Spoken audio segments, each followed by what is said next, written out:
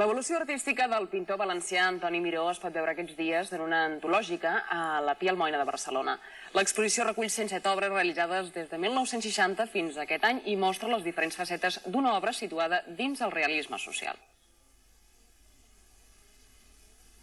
A la Pia Almoina de Barcelona es pot veure fins a finals d'aquest mes una exposició antològica sobre l'artista valencià Antoni Miró.